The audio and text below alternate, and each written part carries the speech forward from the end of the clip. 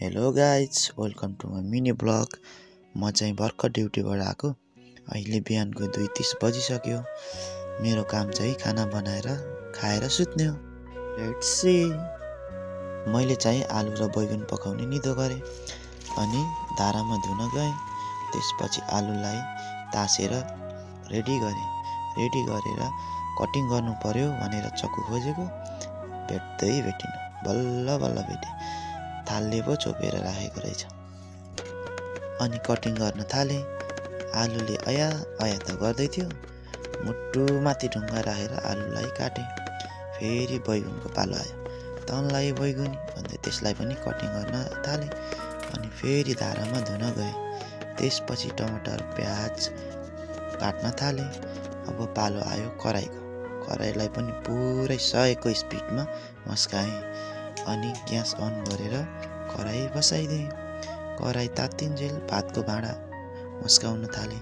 अनि तेल हालेर भाँडा पखाल्न गएको त तेल त पुरै रन्न भएछ। काटेको प्याज टमाटर बेसार हालेर छोडिदिएँ।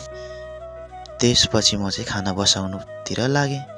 चामल हालेर 2 पानी फालेर यस्तो निन्जा ट्याक्टिङमा पानी चेक गरेर पुसपास गरेर खाना बसाएको मात्र केही थिएँ। उता त डर नै लागेको रहेछ। अनि हत्तपत्त चलाएर आलु र बैगुन हालेर चलाएर छोपेर छोडिदिएँ।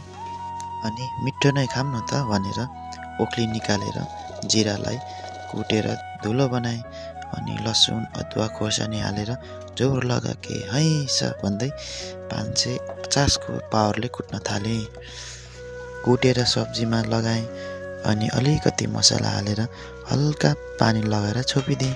अनि आलुमा त प्याजको पत्ता पनि राम्रो हुन्छ भनेर ल्याएँ। गरेर हालेर अनि नुन हालेर छोपिदिएँ। भात हेरेको भर्खर उम्लिँदै रहेछ। बाहिर हेरेको सुनसान थियो। अनि रुम गएँ।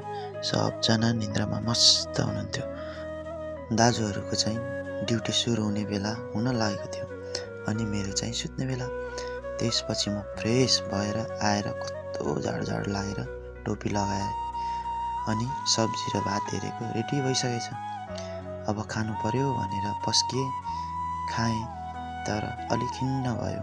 नेपालमा हुँदा राति 12-1 बजेसम्म खाना आइज भन्दै फोन गर्दा खाँदै गर्नु, म पछि आउँछु भन्दै चोकमा क्यारम खेल्दै बसिन्थ्यो।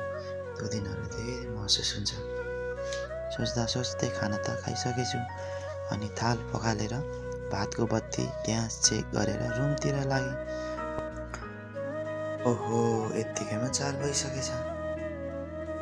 तपाईँहरू चाहिँ उठेर काम गर्नु होला है। म चाहिँ सुतेँ। Good night. See you.